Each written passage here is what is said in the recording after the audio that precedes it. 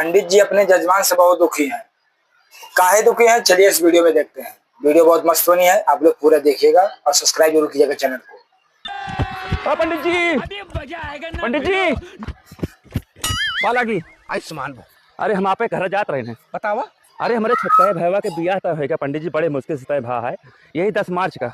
चलिए आपकी बियाह करा देंगे। भैया आपकी हम तोहरे खिया बियाह हुआ न कराए कहू पे।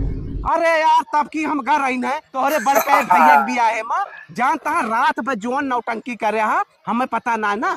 बतावा दारू घर भाई पे रहा केहू बाकी ना राज्य ना दारू पे रहा हुए। दारू पी पी जोन जोन नौटंकी करे आना हुआ। हम पूजा पाठ सो से ना करें। बतावा पूजा पाठ तो जोन कौनो खान हम करो भाई दक्षिणा लिए माँ दुसवार कह दे। बतावा पूरा हमें दक्षिणा ना दे और 2-2 हजार रुपया के दारू सब पी गया। तोरे खिया की जाए बियाह कराओ जाके कोनो अपन दूसरा पंडित फेर लिया। ये बहुत गलत बात है। समझता है हमें घर पूर तमाशा ना दिया का हमारा लड़का बच्चा था पढ़त लिखा था और नौक दिया रात रात भर दारू पी है वहाँ नौटंकी नाच करी है। पंडित जी बियाह कराए। सही बात है।